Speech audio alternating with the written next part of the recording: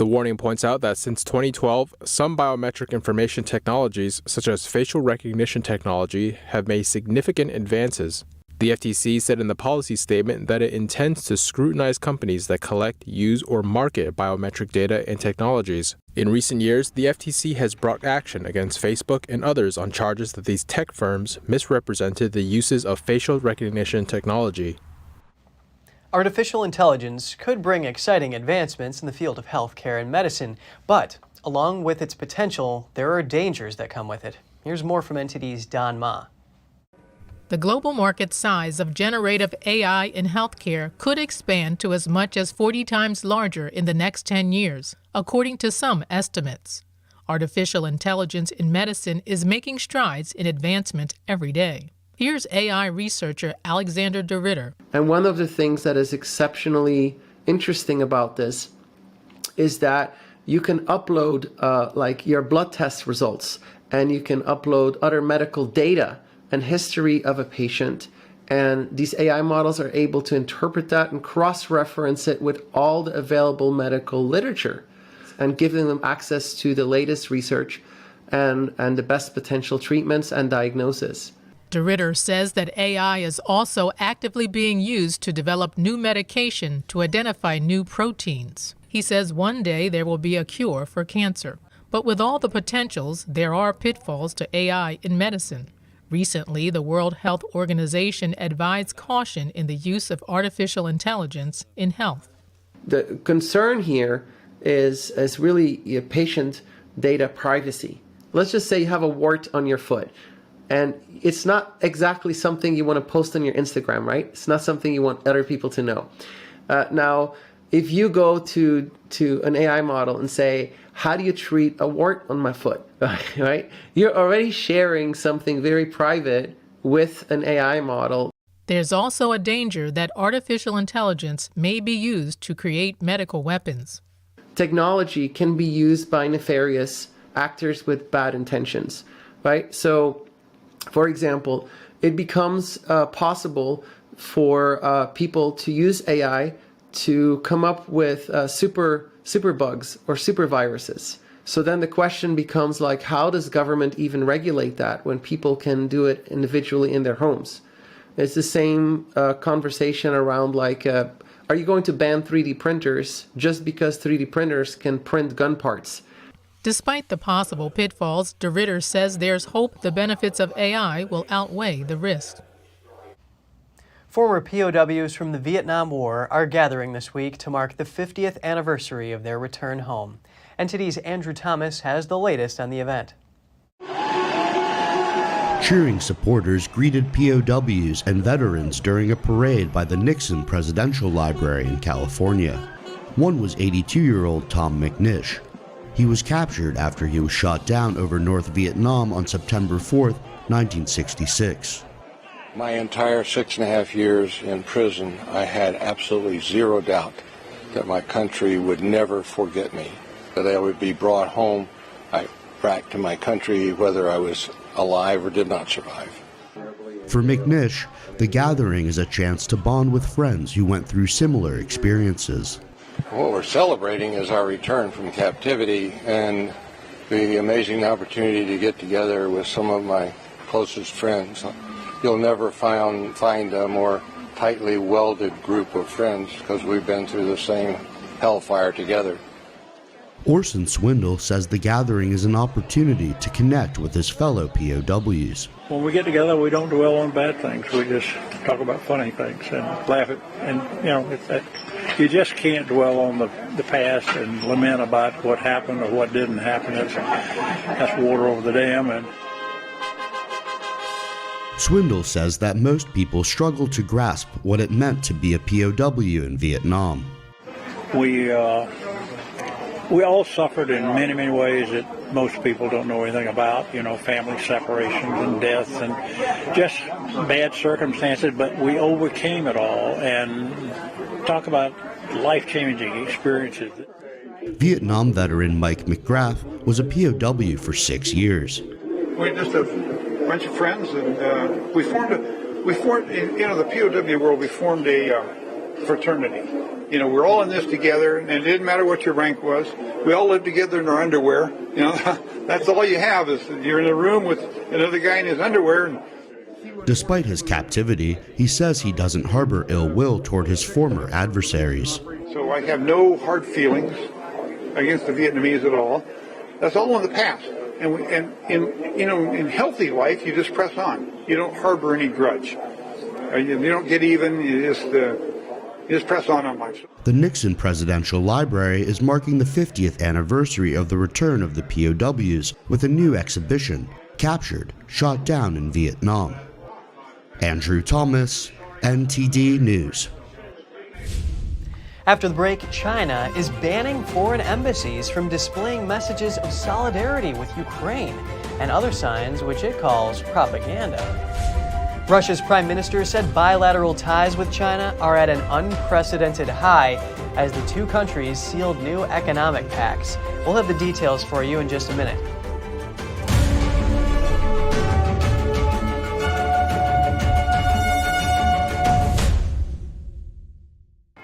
What does it mean to devote your life to the truth?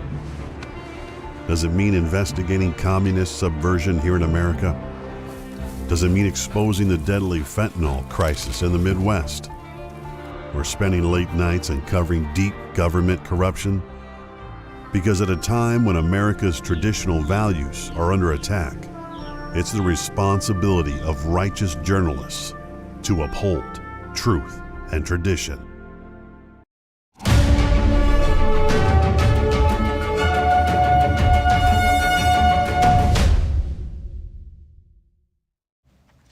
Good to have you back with us. The CCP's new ambassador to the U.S., Xie Feng, arrived in New York yesterday. Upon landing, he told reporters that his mission is to defend China's interests and to enhance bilateral relations. I am the representative of China, so I have come here to safeguard China's interests. This is my sacred responsibility. I am also the envoy of the Chinese people. So I've come here to enhance China-U.S. exchanges and cooperation. Xie acknowledged the serious challenges facing the U.S.-China relationship. He listed sensitive issues like Taiwan. Xie's predecessor, Qin Gang, was promoted to foreign minister late last year. Xie himself most recently served as China's vice foreign minister. He has been known for his confrontational tone toward the U.S. In February, he criticized Washington for shooting down the Chinese spy balloon, saying this was acting obstinately. Beijing widening its control over speech. A recent announcement warned foreign embassies not to display signs it deems propaganda, like those showing messages in solidarity with Ukraine. Analysts call the directive political bullying. Let's take a closer look. In a May 10th notice, China's foreign ministry told foreign embassies not to display politicized propaganda on their buildings in order to avoid inciting disputes between countries. Diplomats in Beijing said the order targets solidarity with Ukraine. After Russia waged war on the country last February, foreign missions of the European Union, Britain, Germany, and Poland flew Ukraine's flags on their outer walls. Later, a Ukrainian flag poster outside the Canadian embassy was defaced with an anti-NATO graffiti. China has called for peace in Ukraine but has refrained from condemning Russia. When the International Criminal Court issued an arrest warrant for Russian President Vladimir Putin in March, Xi Jinping made a high-profile visit to Russia, seeking a boost in their cooperation. The Chinese Communist Party has been advocating among its people that Russia's invasion of Ukraine is justified. That is to create public opinion for its armed reunification of Taiwan. Those signs that run counter to Beijing's advocacy would undermine its brainwashing efforts. The Vienna Convention on Diplomatic Relations shields diplomats from legal sanctions in the country of assignment, but Beijing's notice claims that embassies are obliged to comply with Chinese laws and regulations. Analysts warn that Beijing's control of speech has reached beyond its borders. If foreign embassies pull down the pro-Ukraine flags or signs, the CCP would achieve its goal of political bullying. The communist regime not only seeks to control other countries over international affairs, it even lays its hands on their consulates and tries to meddle in their internal affairs. At least one diplomat says their mission won't comply with Beijing's request. Let's talk about the risks associated with major pharmaceutical company Merck's China business. Do dealings involving the communist regime pose a risk to investors? What about the security of pharmaceutical supply chains, given the history of geopolitical tensions involving the Chinese regime? I spoke with a shareholder to find out.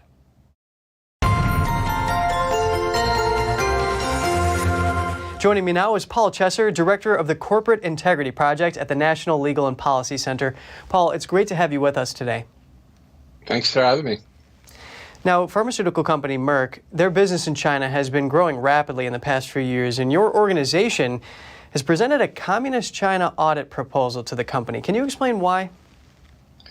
Sure. Well, we're shareholders in a number of major corporations, Fortune 500 companies, and during this proxy season, the spring is known for proxy season at major companies. We brought this proposal at 9 different companies where we have concerns about the risks and vulnerabilities of these companies because of the extent of the business they do in China, whether it's supply chain or sales or both, just their presence there. And Merck was one of those. And Merck is very, we see as very vulnerable. The companies universally say, oh, we don't need a report like this. They don't want to be embarrassed or shamed about having to do business in or with China. And whenever you're in China, you're susceptible to the dictatorship there and their whims, whether it's zero COVID policies or what have you. So with Merck, they've got about $12.2 billion in research and development activity over there. They, according to their China website, translated to English, they did $48.7 billion in sales last year. It represents 9.7% of their sales revenue in 2022. So we see that as significant, obviously. And when you go and look at these disclosures that these companies file, whether it's Merck or any of the other companies we've dealt with, they say, oh, we've got it filed in our annual reports at the SEC.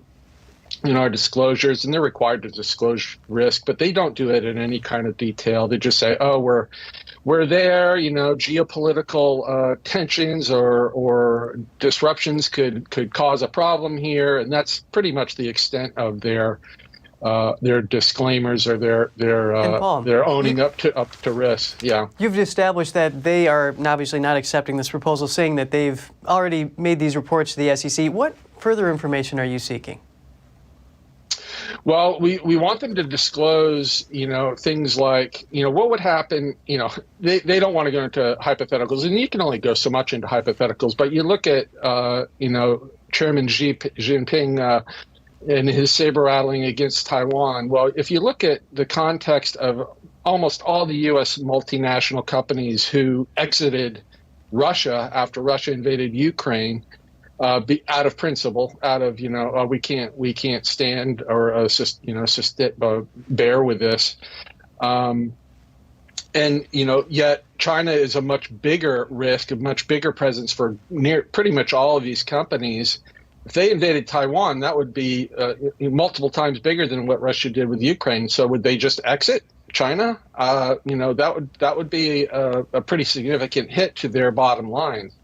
And then many of these companies, including Merck, they have rhetoric about, during Black Lives Matter, they said, oh, how, bad our country's history is, and we have to, hold the police accountable, so forth, in our history. Yet, there's atrocities going on in China. The State Department has said, it's a genocide. There's organ harvesting, is your organization's report going on in China of these political prisoners and religious minorities. So what about the human rights, adamance about human rights in China, yet these companies, Merck and Walmart and McDonald's, are in business with the communist government. You can't help but be in business with them, and you're susceptible to whatever they tell you you must do or you can't do, self-censorship, things like that as well. Yes, absolutely. These are very real risks. Paul Chesser at the National Legal and Policy Center, thank you so much for your time. Good to be with you. Now to the Indo-Pacific, where the U.S. and China are both vying for influence in the region. I wanted to learn more about U.S. efforts to build alliances there, so I spoke with an expert. Have a listen. Joining me now is Grant Newsham, retired Marine Colonel and Senior Fellow at the Center for Security Policy. Grant, it's great to have you with us. Well, glad to be here. Thank you very much. I want to talk about the security pact that the U.S. has just signed with Papua New Guinea. How will alliances in the Indo-Pacific affect the balance of power there as Beijing shows itself to be increasingly belligerent in the region? Well, alliances are everything in the Pacific. America's had the upper hand for decades, but China has slipped itself in over the last 30 years, has done very well in influencing certain countries. It has a presence in every country. So it's really important that the United States takes the region seriously. And this deal with New Guinea, with Papua New Guinea, is evidence of that if they take full advantage of it. Papua New Guinea has a population of about 10 million. Can you give us an idea of the scope here of what this alliance is going to lead to? Well, it potentially leads to a substantial U.S. presence, not huge, but in terms of influence in Papua New Guinea. And this is essential because you do want Papua New Guinea to feel like they're not just real estate agents, but they're actually being treated like equals. And it is an opportunity for the U.S. to show that it really does have the ability to focus on these strategically important islands, nations, and to ensure that the locals get more out of it than we do. You know, we get a military advantage, political advantage, but you want them to be able to upgrade their own capabilities, their own security, to benefit from the relationship. So really what happens from here on out is what matters. Will this be a priority, say, for Indo-PACOM? And if it is done right, it potentially sets an example that might be replicated throughout the region. So this was a good development to see it announced. But as is always the case, it's now what happens. Let's see. Are we currently headed to or in right now a Cold War with China, especially considering the recent security agreement between the Chinese regime and the Solomon Islands? Well, we've been in a Cold War with the Chinese for a long time.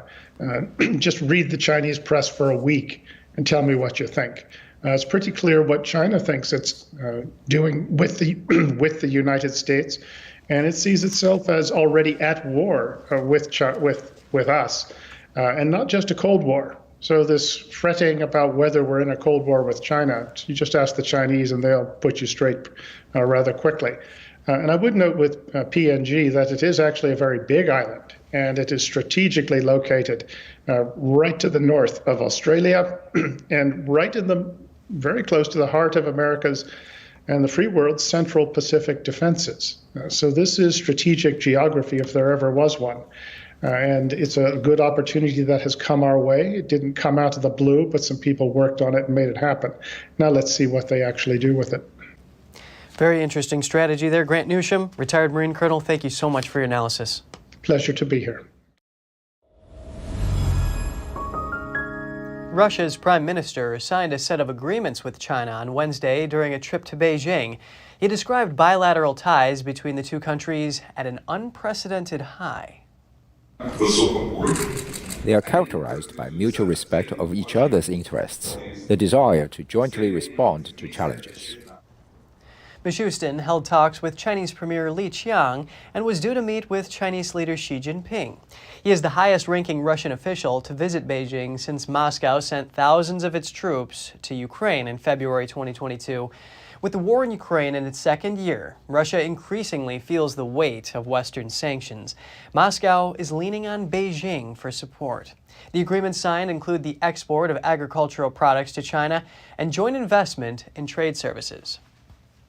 And if you have any news tips or feedback for the show, don't hesitate to email us at news.today@ntd.com. And still to come, is the noise from heat pumps harmful?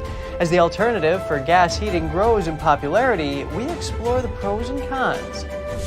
Over 70,000 residents in southern Spain are relying on daily water deliveries after a reservoir dried up. We'll have more for you shortly here on NTD News Today.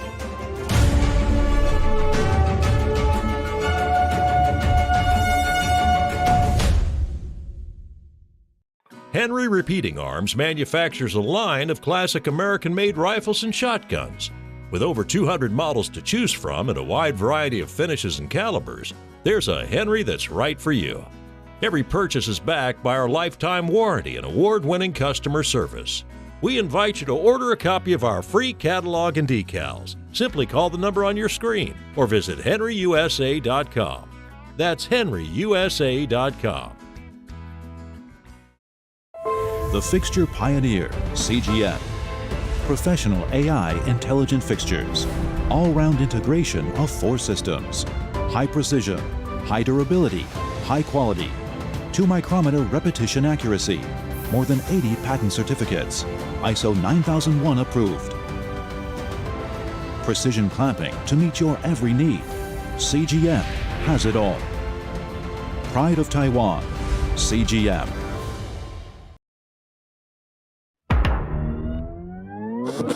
Tired of scrolling Netflix? Trying to find something that's worth watching? Want to skip the censorship in mainstream media? Well, now you can with Epic TV. New exclusive content every day with over 100 never-before-seen movies, films, and documentaries. Available and streaming now at your fingertips. For a limited time now, you can get 60% off Epic TV by subscribing or upgrading to a yearly plan. Plus, get an additional $10 credit to rent featured movies on Epic Cinema today. Skip mainstream narratives and find quality family entertainment from the comfort of your very own home. Say no to big tech and subscribe to Epic TV.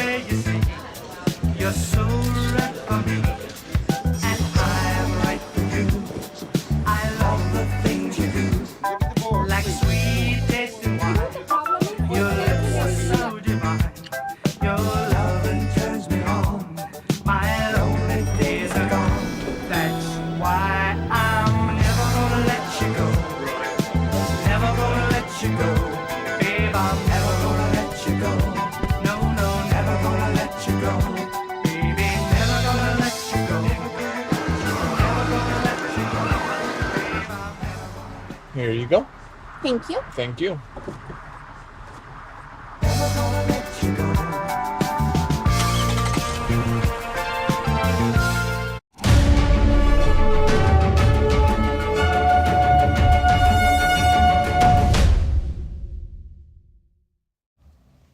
Great to have you back with us. Our coverage continues overseas. Schools in the UK are trying to cut down on the number of underage students using vapes. From detection units in toilets to airport-style wands, measures are being put in place to try to deter e-cigarette use. According to the UK's National Health Service, around 1 in 10 children between the ages of 11 and 15 vape. A school in London is tackling the growing trend. This airport-style wand to detect vapes is just one of the measures to address vaping by students. We're seeing them more and more leaving the classroom to go to the toilet, and they're wanting to go to vape because they can't go an hour or two without having a puff of smoke. The school has installed vape detectors in toilets. Teachers are being alerted when an alarm goes off. Many children are being tempted by vape promotion on social media. But teachers have struggled to get their videos published by students taken down, despite being able to prove they are underage. From our experiences at the school, dealing with TikTok, for example, it's very difficult to get videos down. A parent says his son started vaping at age 14 and became addicted. My son was a fairly active teenager. He played football for the school, played football for another team, generally liked walking. And beginning of the year, we went up 4 flights of stairs and he was out of breath halfway up. Students at a school in England are using VR headsets to enter the metaverse for more interactive lessons. From science to history, art, and geography, the metaverse allows them to dive deeper into the subjects they're studying. Would you send your kids to this Metaverse School, where pupils don't just learn about planets, they play with them? Okay, that Saturn is way too big. And they don't just read about hearts, they enter them. And you can see the flow of blood through it, and you can understand the chambers and the valves. It's literally walk through a hut. Redham House School in England is trialling teaching children in the metaverse, using VR headsets to dive deeper into the subjects they're studying. We've used virtual reality across every subject as part of our pilot for virtual reality. Some of the most impressive things we can do are science experiments that would otherwise be impossible or too dangerous to do in a classroom. Saskia and Alex are metaverse students and have been taking part in subjects from science to history, art and geography. It was really cool how I got to kind of put the heart in a different place, because if you were in a normal classroom, you can't do that. Because in a normal classroom, if I went up to a human heart, I wouldn't go anywhere near it. Yeah, no, but in the metaverse, in the classrooms, it's like you're not holding anything, but you actually are.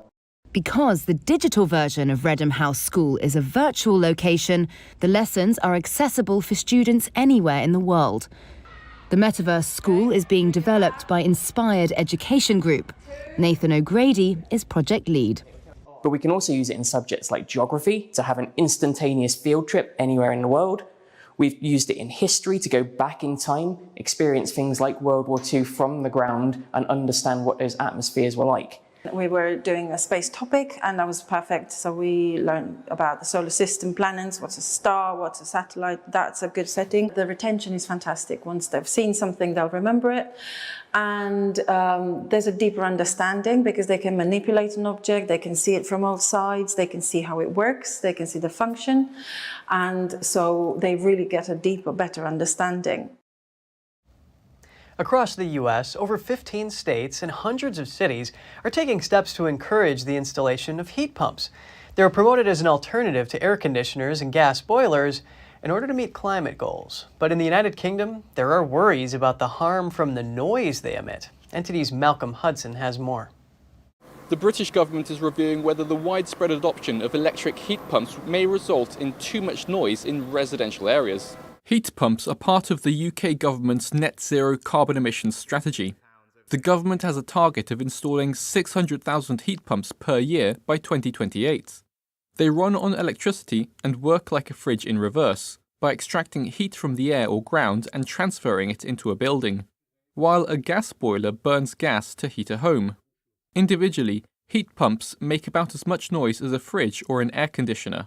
But John Stewart, chair of the UK Noise Association, said the problem lies in the collective noise from many heat pumps in one neighbourhood. The real problem, and the real untested problem, is if you're living in a block of flats and everybody's got a heat pump, or if you're living in a row of terraced houses and each house has got a heat pump in its back garden. Noise pollution is a growing public health concern. It's linked to hearing loss, but also to sleep disturbances, stress, mental health issues, and even heart problems. A single heat pump emits a constant hum between 40 and 60 decibels, and it's uncertain what impact it will have on people with hearing problems. We really do think that the impact of heat pumps, the cumulative impact has to be looked at, the impact on people with hearing aids, people who have got hearing problems generally, have got to really be assessed quite carefully. Stewart added that if the technology is left untested, many people could spend lots of money and end up living with unacceptable levels of noise. Malcolm Hudson, NTD News, London. All right, record-breaking April temperatures coupled with a lack of rainfall have resulted in empty reservoirs in southern Spain. Over 70,000 residents are now dependent on daily deliveries of drinking water. Spain is experiencing one of the worst droughts in a decade. This reservoir in a southern province is almost bone dry. It's the source of water for more than 70,000 people. The water smells very bad. It comes out green or yellow, and we can't drink it. We can use it for washing, cleaning, but for drinking and cooking, we can't use it, and so we have to take water from the truck. In the past month, residents of a nearby village had to rely on deliveries of drinking water from a water tanker. Efforts were made to transfer water from another reservoir, but the water was found to be not suitable for drinking. Even if the water comes out clear, you can't drink it. That's the only bad thing about it. You can't drink it and you can't cook with it. The truck bringing drinking water was the final option. In another town, the Civil Protection Corps helped elderly and disabled residents to fill their water bottles. Spain recorded its hottest and driest April ever last month, and nearly 30% of the country is now in a drought emergency. The mayor of the town said they are working with other local authorities to provide water to residents in the two affected regions.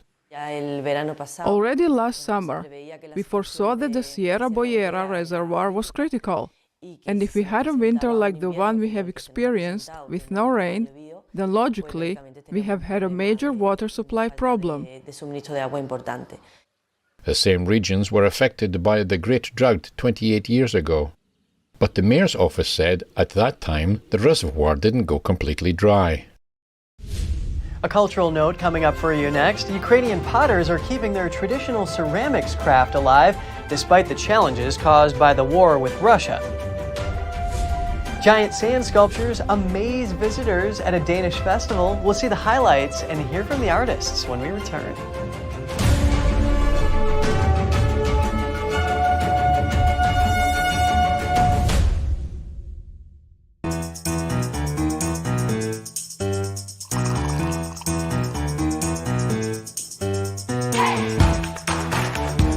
Good morning. I'm Evelyn Lee. And I'm Kevin Hogan.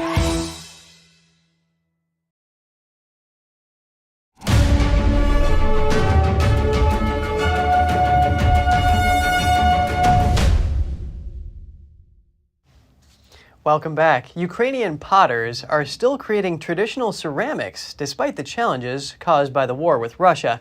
Using ancient techniques, a part of Ukrainian history is kept alive. Let's take a look.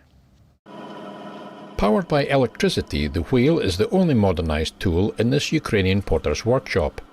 He tries to keep us close to the techniques his grandfather used before him to preserve the historic craft. The potter is from the town of Kosiv in western Ukraine, which is famous for its painted ceramics. He said there are many elements, motifs, and images in Kosiv ceramics. Each master brings something of his own. These range from simple ornamental geometric motifs, plants, flower vases, and all kinds of birds or animals. In 2019, Kosiv ceramics were inscribed on UNESCO's representative list of the intangible cultural heritage of humanity. The ceramics, painted in distinguishing green and yellow colors, are made from the local grey clay. The potter has 15 years' experience in pottery and has been familiar with the technique of Kosiv ceramics since he was young. He said since war broke out in Ukraine in 2022, pottery making has been challenging. At the time when the electricity was turned off, it was difficult because it was necessary not to interrupt the firing process. There was a lot of failure. The potter doesn't limit himself to traditional Kosiv products. He also makes his own art. Exploring the theme of military, he made a plate called Invasion in 2018, after the Russian annexation of Crimea. It symbolizes the invasion of something man-made, hostile to the traditional and harmonious world. It shows a struggle as such. In Lviv, a city in western Ukraine, a man has a collection of tiles made by a distinguished ceramist who created stoves for an Austrian emperor. From jars to mugs, plates and candlesticks, some items are almost 200 years old. He said some tiles have some philosophical and sacred meaning. The plowman does not just work, but works under the all-seeing eye of the Lord and the luminaries of heaven, the sun and the moon. This is both a pottery and a kind of icon.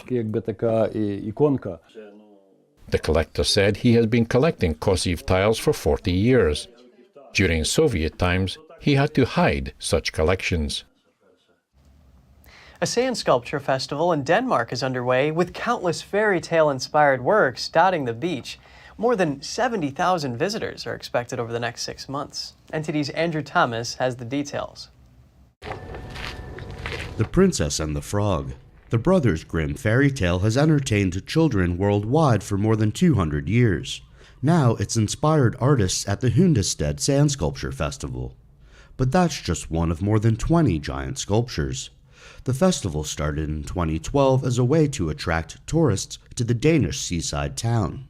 We found out that sand sculpture would be a good thing. A lot of people are coming here to see them. So the first year we had 42,000 people coming to this small town with 8,000 people living. This year's theme is Once Upon a Time. Many of the sculptures are inspired by popular fairy tales. Others are based on more obscure folklore.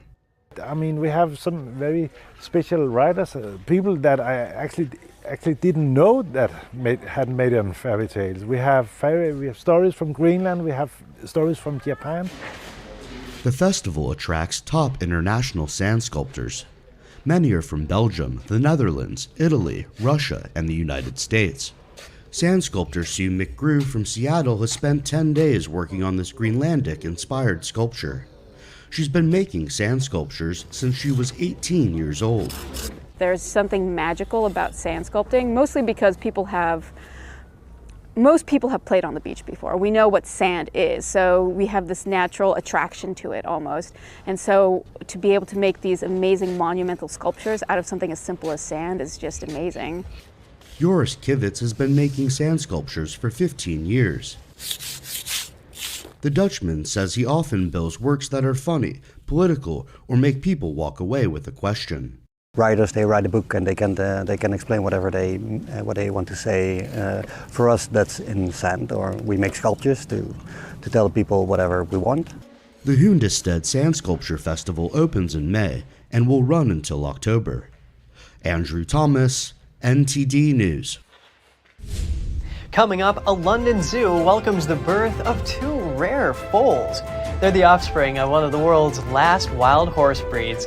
We'll be back with more for you soon, right here on NTD News.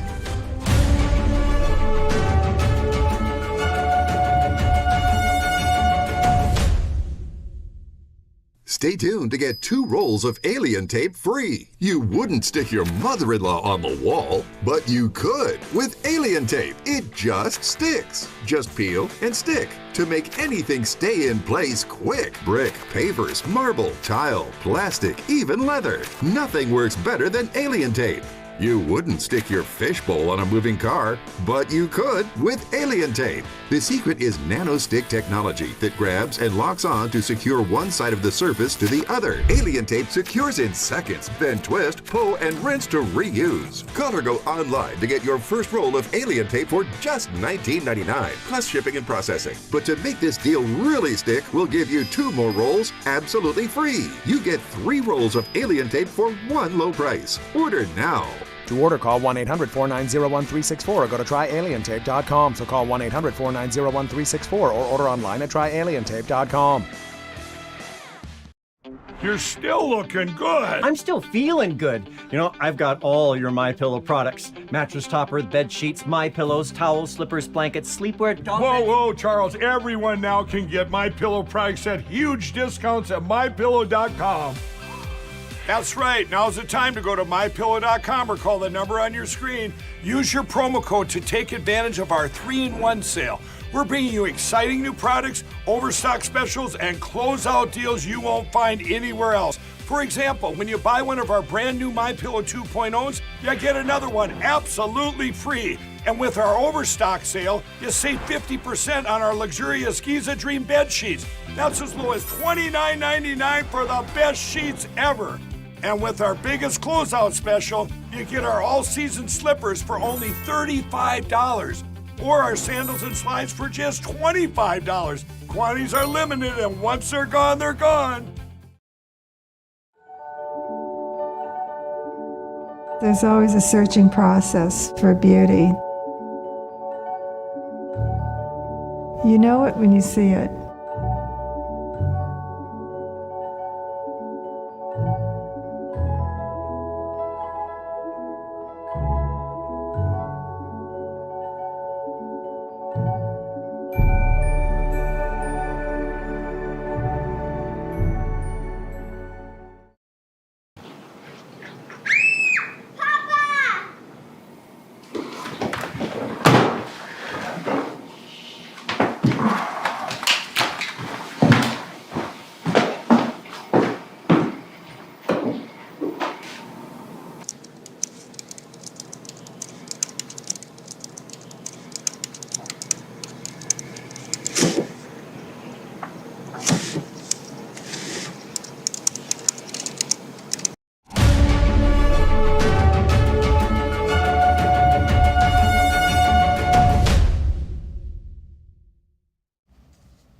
Welcome back. Story for all of you and our animal lovers out there. One of the world's last wild horse species is back from the edge of extinction.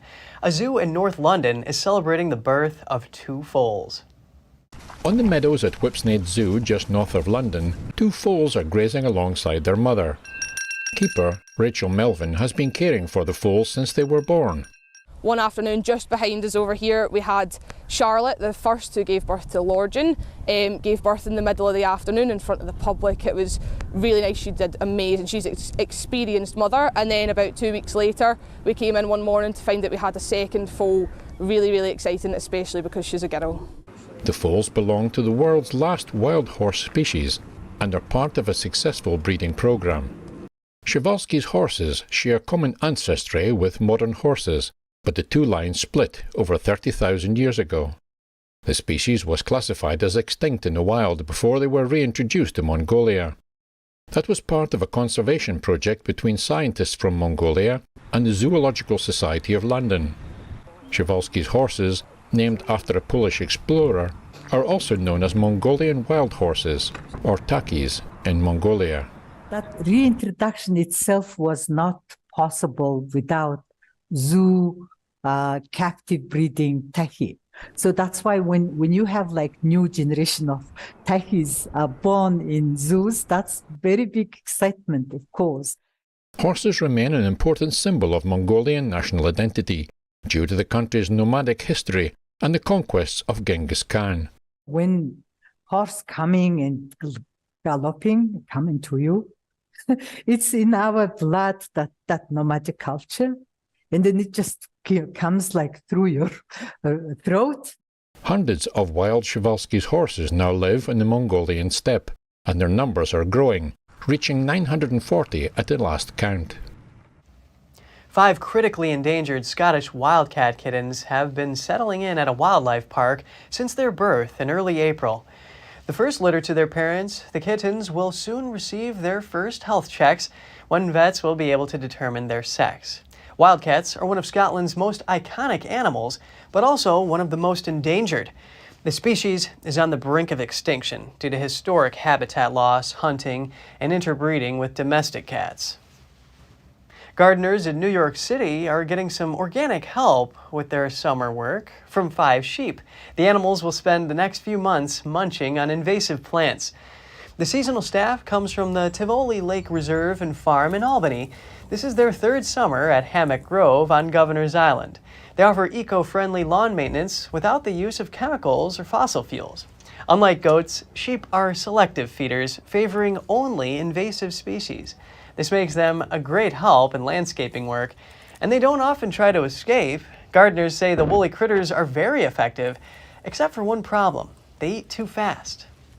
The places where they've grazed a lot, the plants we didn't want have gone away, and now we're sort of jumping, trying to figure out how to replace them quick before something else comes in that we don't want. Each year, the landscaping team at Governor's Island has increased the size of their pasture. The sheep help free their hands from wet weeding, allowing the time for other gardening projects. And that's all for today's program. I'm Kevin Hogan, NTD News, New York City.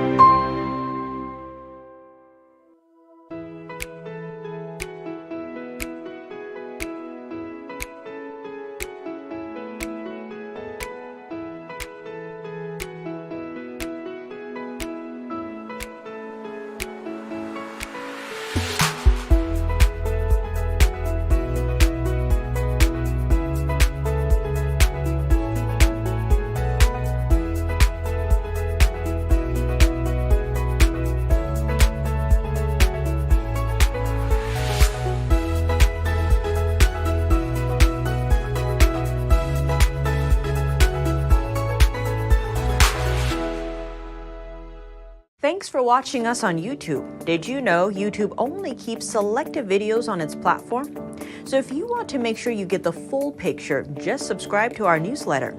Go to newsletter.ntd.com and sign up. It's free.